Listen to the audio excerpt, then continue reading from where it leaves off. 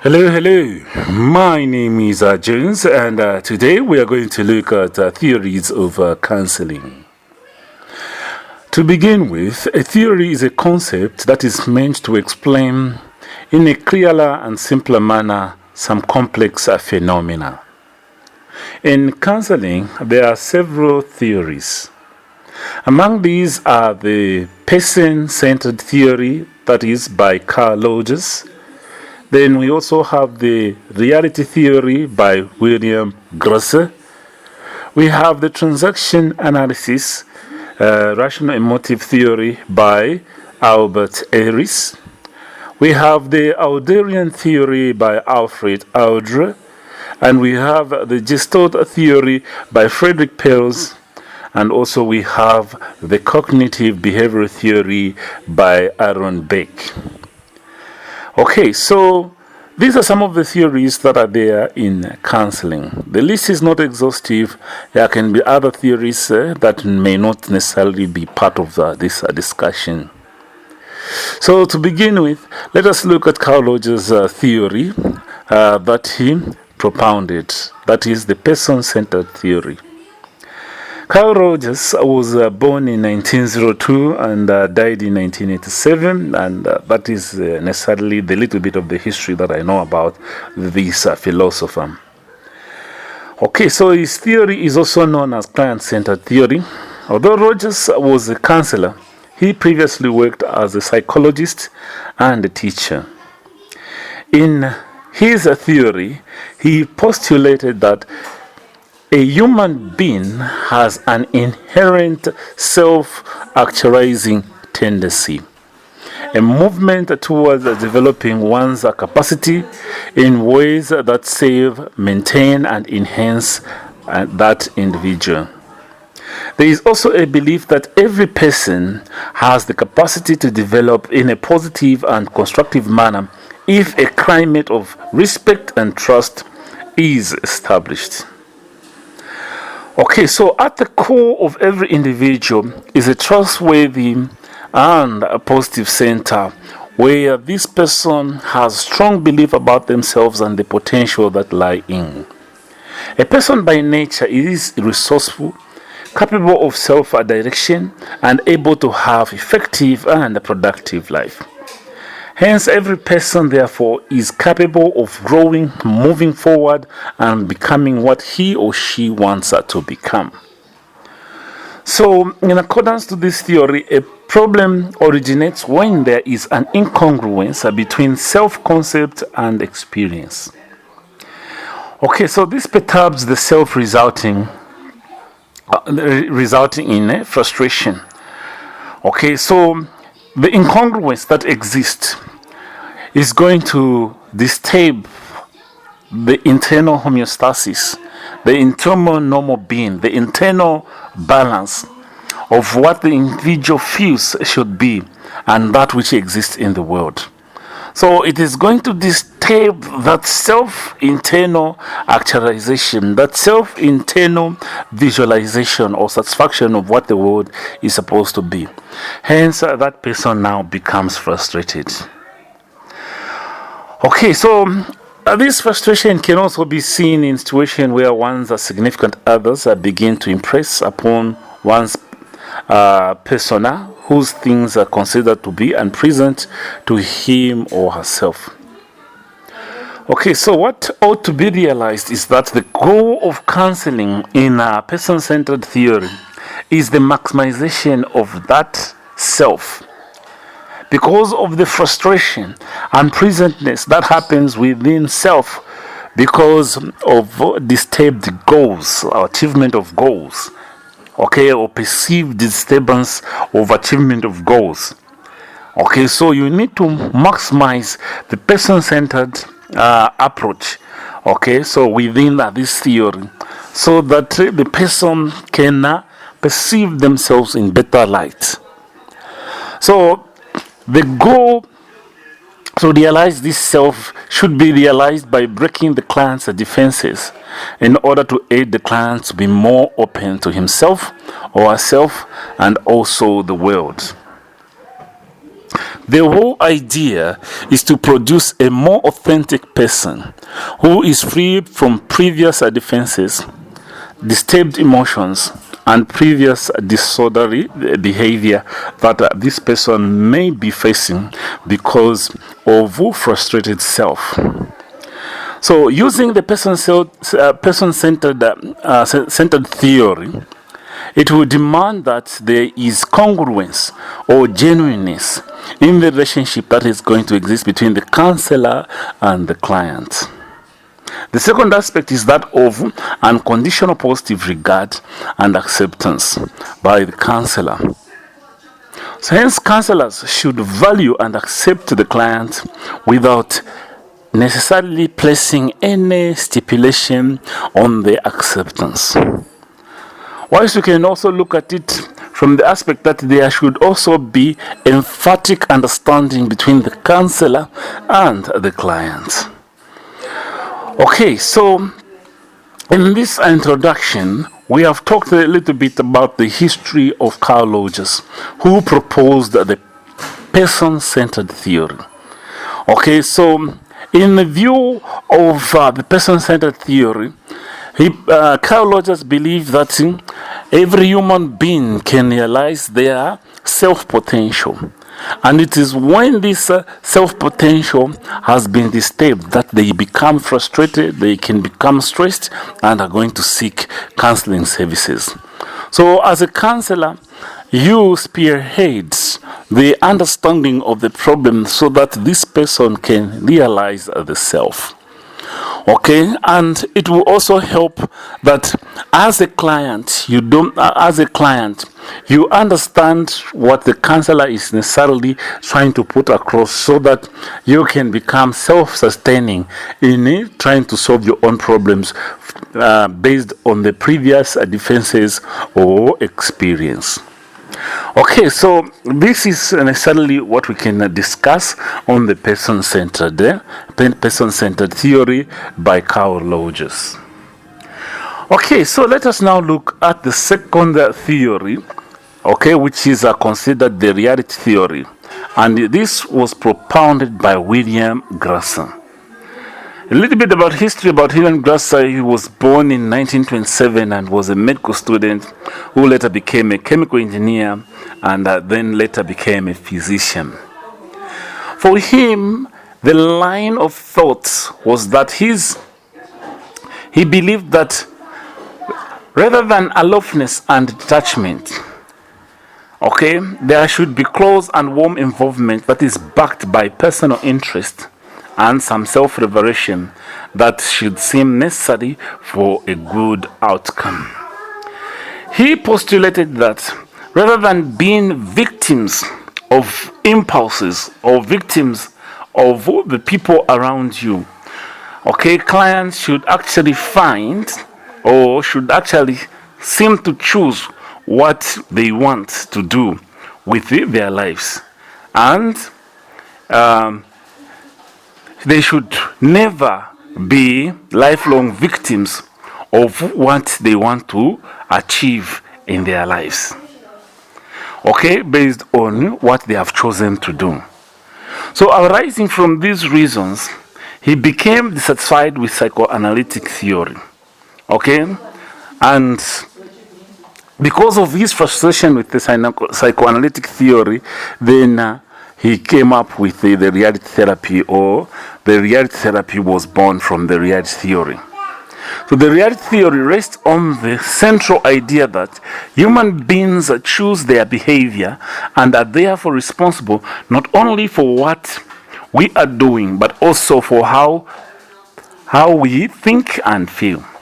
The basic philosophy of reality theory is shared by existential approach and rational emotional theory. The explanation of the reality theory is based on the control theory. The control theory is espoused in the idea that create our inner world that satisfies our needs. The inner world does not reflect the way the real world exists, but rather the way we perceive it to exist. So behavior is generated from within ourselves, and that people have choices, okay, in what they choose what to do, or in what they want to do. So the theory also concentrates on what clients can do in their present situation, current actions, and thoughts, rather than insights, feelings, okay, or past experience or unconscious motivation. The theory raises issues and questions that might require exploration. The concept of a person in this theory is that the human being is purposeful and originates from within an individual rather than from the external forces. One's behavior is not caused necessarily by environmental forces. Our behavior is geared to fulfilling our basic human needs. Hence, it should be noted that man lives in the external world but always tries to control it so that it is close and possibly near to their internal world. In simpler terms, man does not have a deterministic philosophy of human nature. He is able to change his life if he or she wishes. So according to this theory, a problem originates when our physiological needs are thwarted and behaviors are the behaviors that we exhibit tend to make us feel pain and generally makes one become dissatisfied with life. So when a human being fails to meet these needs in a responsible way, it will cause anxiety, okay, which then become the origin of the problem that the person now comes for attention at the counseling center. So the problem can also be as a result of failing to change the world outside of us to match our internal picture of what we see or feel the world should be. Okay, so the goal of counseling is to help find more effective ease of meeting the basic human needs such as social needs, power, freedom, and fun. The thrust really is helping clients find ways to regain control of their lives and live more effectively. The other goal is necessarily to help clients focus on what they are conscious of and then help them increase their level of self-awareness. This also implies helping the client evaluate whether whether their wants are realistic and whether their behavior is helping them. This, in turn, assists the client design a plan for change as a way of translating theory into practice. It would be useful, though, that the counselor explores the individual value system. At this level, the counselor's emphasis is on what the client is doing rather than why the client is doing that. So a counselor can get clients to evaluate his or her behavior and understand themselves better. The client is asked to make a value judgment about whether the client is exhibiting responsible behavior that is good for self and others. At the stage of planning, the counselor and the client can make a joint effort between them. What ought to be realized is that the goal of counseling in the person-centered theory is the maximization of self. Okay, so that's the key goal of person-centered theory. Okay, so this goal is realized by breaking the client's defenses in order to aid the client to be more open to himself or herself of the world. But now, when we are looking at this theory of reality theory, the individual is having a reality check of whatever is happening around them and how they can internalize the feelings that they have inside of how things ought to be and see how possible that they can come out of the problem that they may have or the challenges that they have. Okay, so the whole idea is necessarily to produce a more authentic person that is free of previous defenses, disturbed emotions, and previous disorderly behavior. So using this theory, it will demand that there is congruence or genuineness in the relationship between the counselor and the client. And then the other aspect is that of unconditional positive regard and acceptance. Okay, that counselor should value and accept the client without pressing a stipulation. Okay, so reality theory necessarily gives an individual a full insight of what is happening around them. When it gives them a full insight of what is happening around them, then an individual analyzes some of the internal perception of how things ought to be. And then they try to marry this to their own so that they can get rid of frustrations. Okay, so with this discussed, let us now look at the third theory.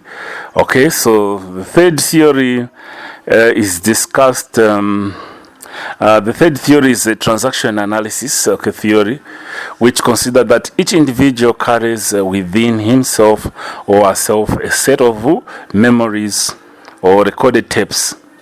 Okay, that is viewed by representing his best understanding of what he had when he was a little child. So transaction analysis emphasizes the cognitive, rational, and behavioral aspects of personality and is oriented towards increasing awareness so that the client will be able to make a new decision. According to Corley, 1995, transaction analysis acknowledges that we are influenced by the expectation and the demands of significant others, especially because our earlier decisions were made at a time in life when we were highly dependent on others. These decisions can be reviewed and then challenged, and if they are no longer appropriate, so new and appropriate ones can be made. Transaction analysis places great emphasis on the ego, which from this viewpoint, it will consist of three states, that is the parent, adult, and the child. So the parent, that is external psychic, and that is the ego state, and then it is borrowed from parent figures and reproduces the thoughts, feelings, attitudes, and actions of their figures. Okay, so borrowing some thoughts from Bucky, that is 1989, who says that depending on the actual parenting the child received during the first 6 years of life, the parent that expresses itself by either a nurturing parent or a controlling parent. It is important then to recognize that the type of parent that a child internalizes comes from the complete constellation of encouragement, prohibition, nurturance, restrictions, and other things maybe necessarily that you can add. So the parent that emerges from this experience, whether nurturing or controlling, is always with us and always capable of being heard in our conscious mind. So the child, within this theory, that is the archeo-psychic within this psychic ego state, will manifest the thoughts, feelings, and attitudes, and also the action of individuals as he or she has a child. Okay.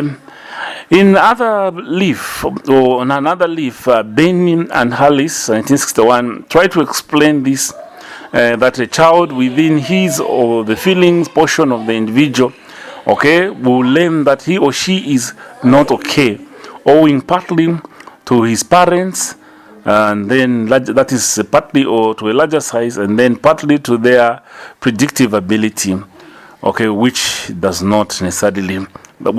he or she does not necessarily share. To a greater extent, however, the child may feel is not okay because of messages indicating that he is incapable or wrong. In other words, the child's ego state is another way each of us has of experience of the world.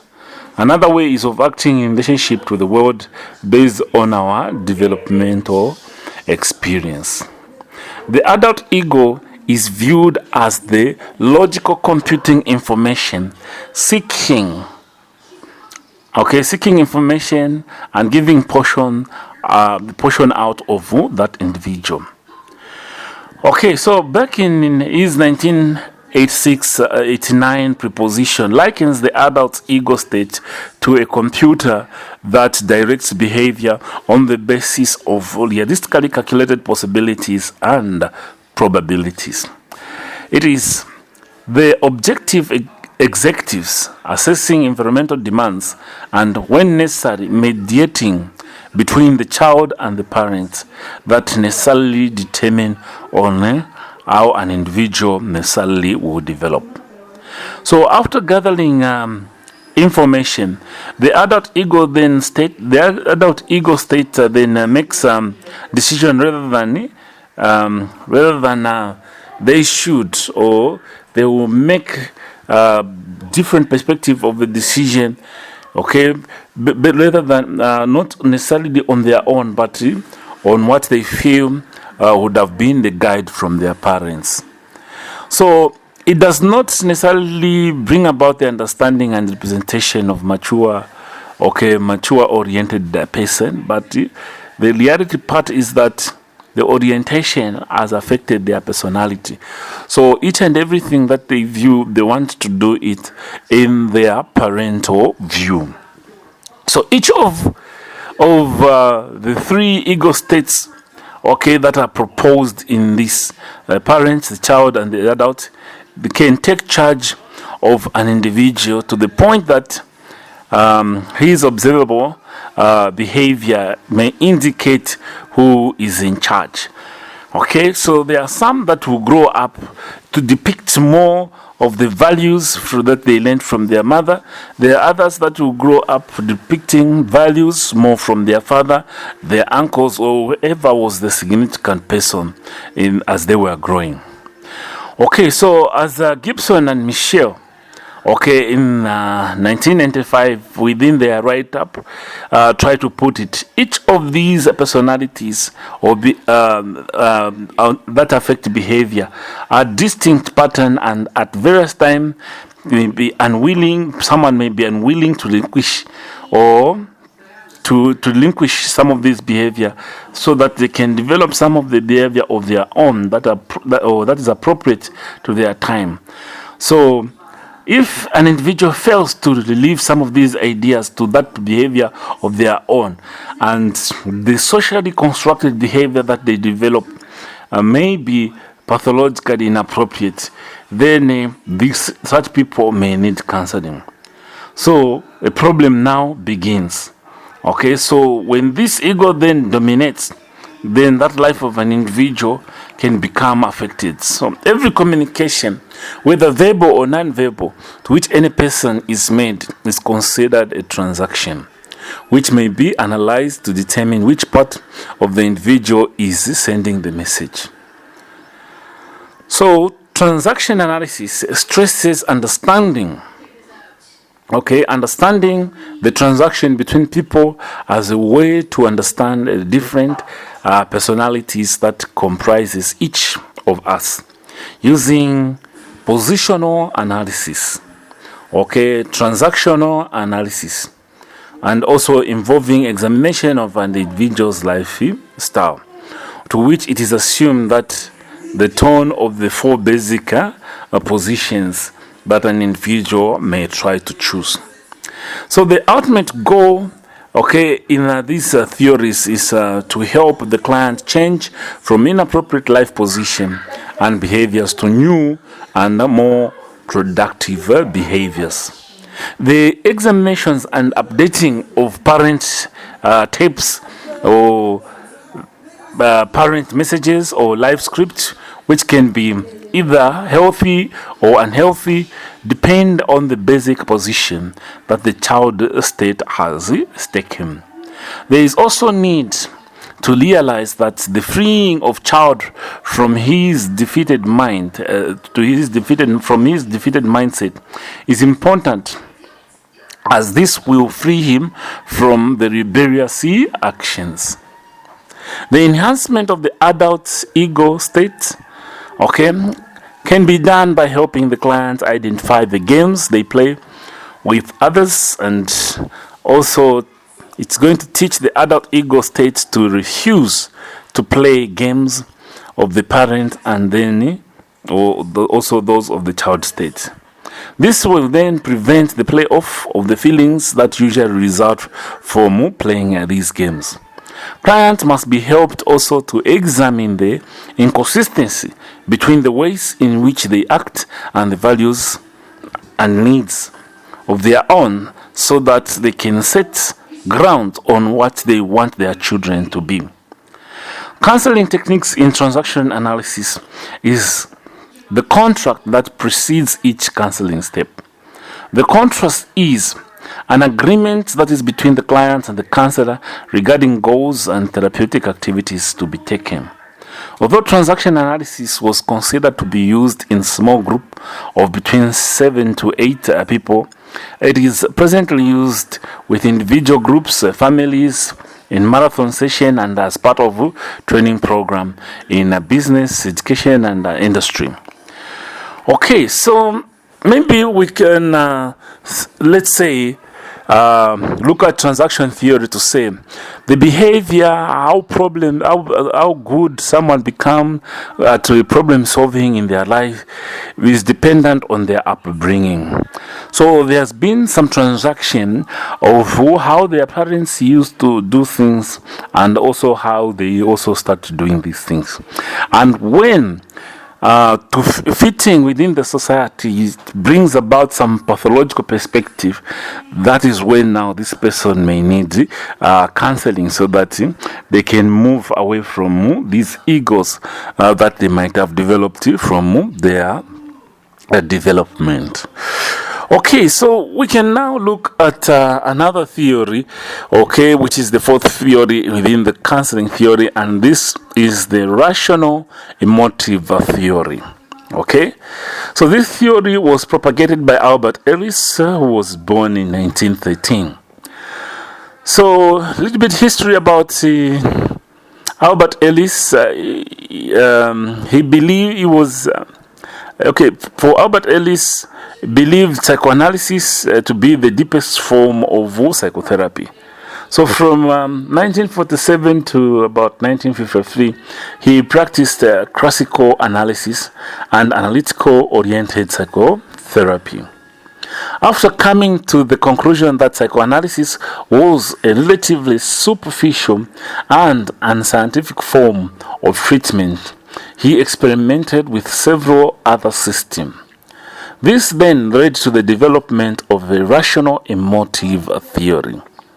This theory is a confrontational cognitive theory which vigorously changes people's illogical self-defeating attitudes and assumptions. According to Ellis, a human being is both rational and irrational. This is to say that he sees man as a subject of powerful biological and social sources, and has potential for rational as well as irrational ideas. Additionally, man can rid himself of emotional difficulties by maximizing his rational thinking. He also said that man is also to control those forces that come from within, such as anxiety, fear, and happiness, and like those that come from outside. He further advises that it is useful to master the irrational and the rational ideas if one is to live a balanced life. Emotional problems such as guilt, anxiety, anger, and depression are caused by the irrationality, and these emotional problems cannot be separated from ideas that an individual may possess. The mistake most people make is rating themselves against other people and then labeling them. This prevents them from accepting their natural fallibility and almost always result in self-contempt or a defensive pose of superiority. Ellis developed his own model of behavior, which is called the ABC model. So A is the existence of the fact, event, or behavior of another person. Then B is one's self-analysis and definition of A or interruption of A as being awful, thus leading to C. So for C, it is one's reaction to the event or behavior of a person causing emotional disturbance or unhappiness as derived from A. A is not the cause of C, neither B is the cause of C. Therefore, if we control B, the C will not rise. Okay, so according to Ellis, every human being who gets disturbed, who gets disturbed, real as telling us like him or herself is chained to forces of sentences that have been used on them. That is the way humans seem almost invariably to think in words, phrases, and sentences, and it is these which will constitute their feelings. It is this that will constitute how they feel about themselves and lead to some pathological damage. Among the goals of rational emotive theory is that of showing the client his mispresentation of events, showing the client how his mispresentation of event is causing him to have problems, and to teach him to see things in a more rational manner and aid him in the process of adjustment. Other goals are elimination of anxiety, fears, guilt, and other emotions, and also the attainment of rational behaviors, happiness, and self-actualization. When using this theory, when using this theory by Albert Ellis, which is rational emotional theory, so when we're using this theory, we need to understand how the A leads to B, how B leads to C, and how you can avoid from A to go to B. Okay, so among the goals that we have discussed of emotional theory is that of showing the client his or her mispresentation. So when now you are satisfied that within this theory, you are able to control the manner in which your mispresentation of self, has affected you, then you as an individual or as a therapist, you use a wide range and variety of techniques, that are going to help you in the persuasion, that are going to help you in the confrontation, that are going to help you avoid the challenges and other command words or theoretical arguments that may be affecting your direction. The rational emotive therapy, says that the fact of life is that not everybody is community. Will leave you, and then that when XYZ colleagues and associates hate you, you should control your feelings so that a negative reaction will not materialize. So on the fourth theory is just trying to avoid the negative statements that are in A in affecting what you want to do in the next step, which can be the behavior B. So the fifth theory that we can talk about is the Adlerian theory, which was developed by Alfred Adler. okay, who was born in 1895 in Vienna. He graduated as a physician, but later switched to neurology and eventually to psychiatry in 1972. Okay, he started his school which focused on individual psychology. He is considered as the true father of modern psychotherapy. The concept of a person is that individual's behavior is inseparable from the social context. This means that an individual's behavior should be understood within the context of the environment in which it is displayed. A person's behavior is as a result of his or her thoughts. Hence, an individual's thoughts culminate into feelings and emotions which are then expressed through the actions. A person should be viewed in a holistic manner, or should be viewed as a whole. Okay, what this necessarily means that we should view personality of a person as a lifestyle. Okay, or we should look at both subjective and objective experience and of the behavior of a person. A person's unconscious ideas and feelings are not opposed to what is consciously applying or implying, okay, within the unconscious idea or feeling that one has. Okay, so opposed to what is conscious ideas or feeling are not alien also are not alien to what is opposed to what is in the conscious. So they are simply unrealized or unarticulated ideas or experience. So in as much as one may try to hide and internalize some of the inappropriate behavior by not trying to show them out, there are some unconscious ways in which this behavior is communicated. So with this theory in mind, the origin of problem is as a result of defects of inadequacy. Actual organ infidelity brings about anxiety and feelings of inadequacy.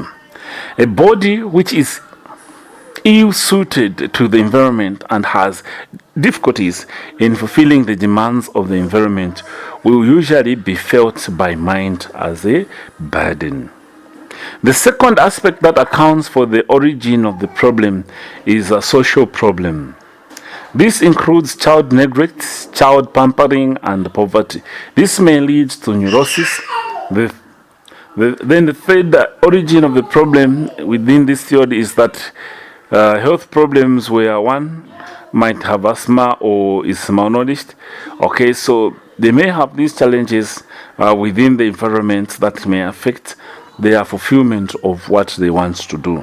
And hence, if they do not internalize these challenges, they may have problems.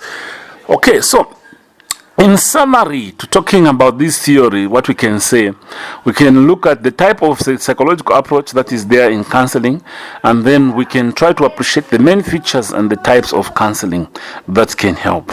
We can look at the counselor characteristics and also look at the practical application or indication.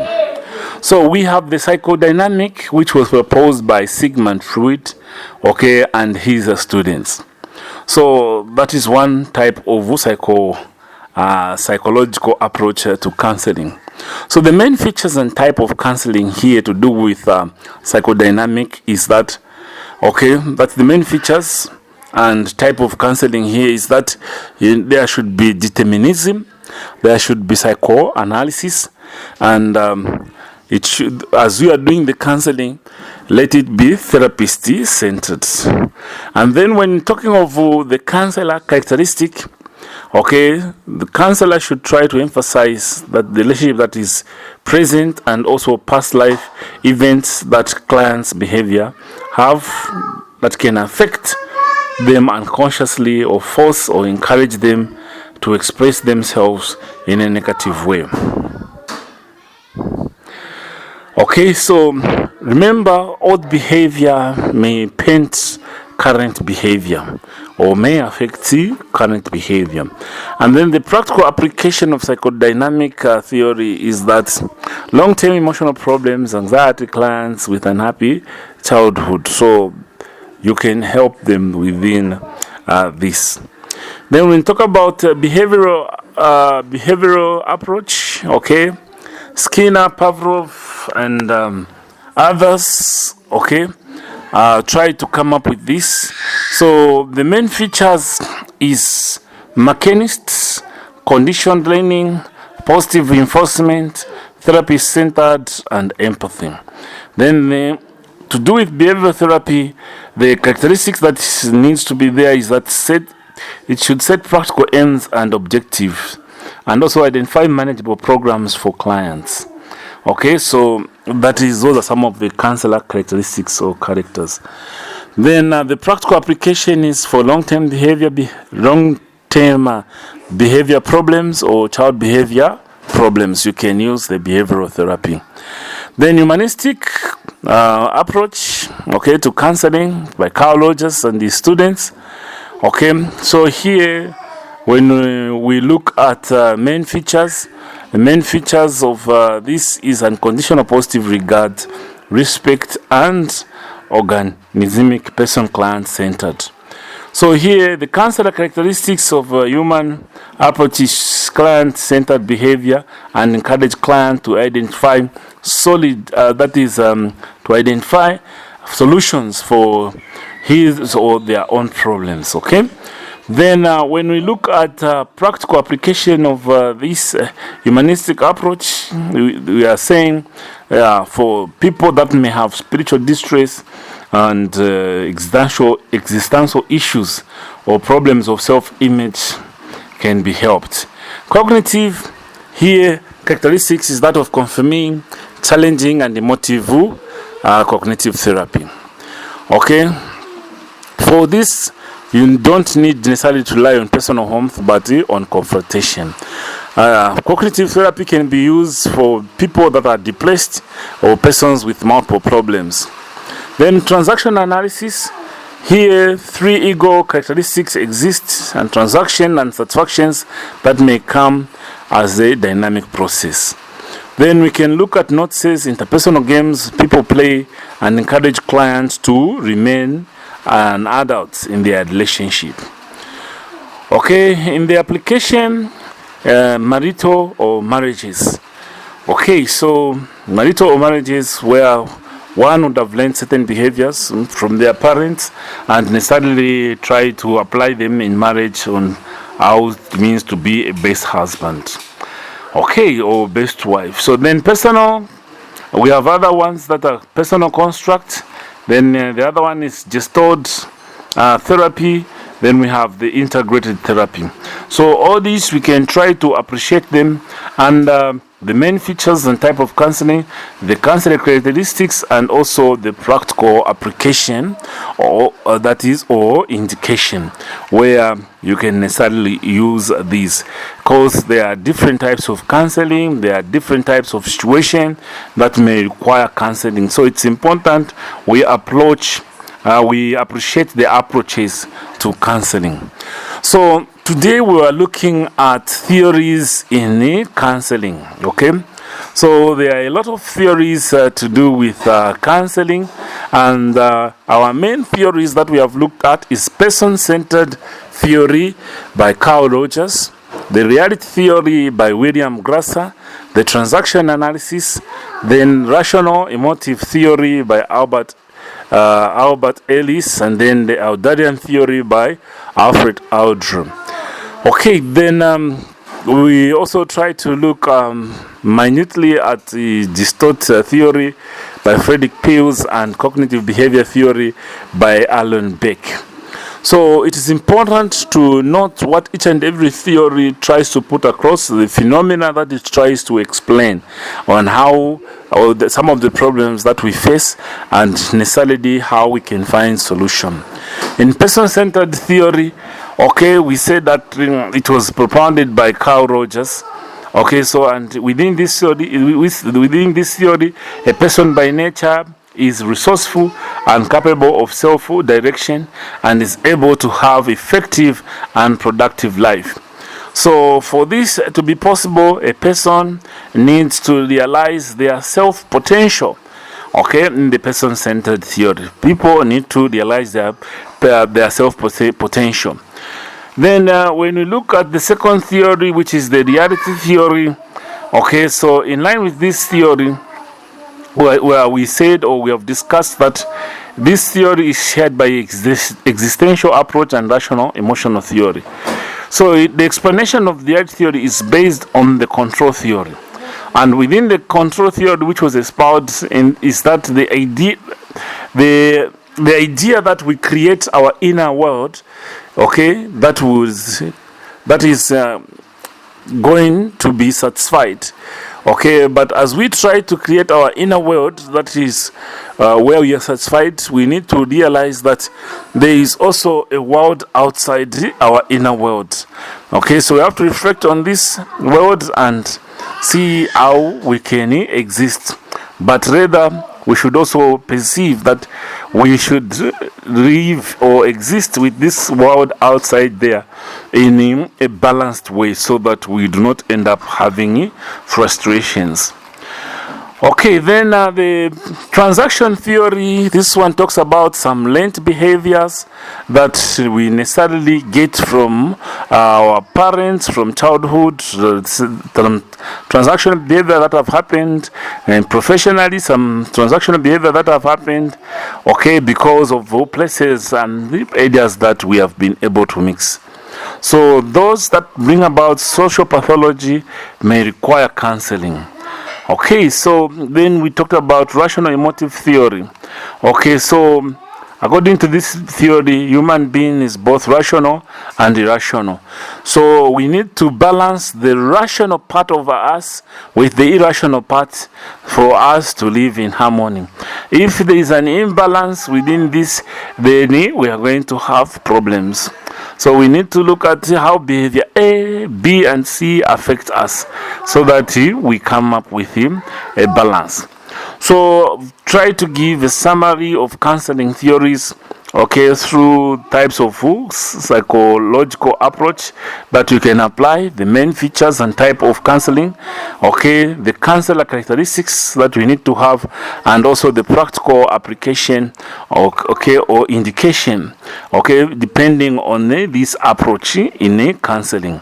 So please, that has been our lesson, of which you need to grasp the concept for each and every theory, what it calls for, how you need to view the problem that a patient necessarily may have. Where are the problems emanating? Are they emanating from childhood? Are the problems emanating because of patient socialization and the likes? So it's only when you establish all this, it's only when you establish all this that will help the clients find their self-worthy, self-potential. Okay, so that is why it is important that we talk about the theories of counseling, because it helps you to understand areas from which problems come from in our client's life. So as you are counseling a client out there, try to see within this theory where some of the problems may necessarily come. Then it would necessarily help in trying to come up with the solutions. So from me, I'm saying thank you and keep studying.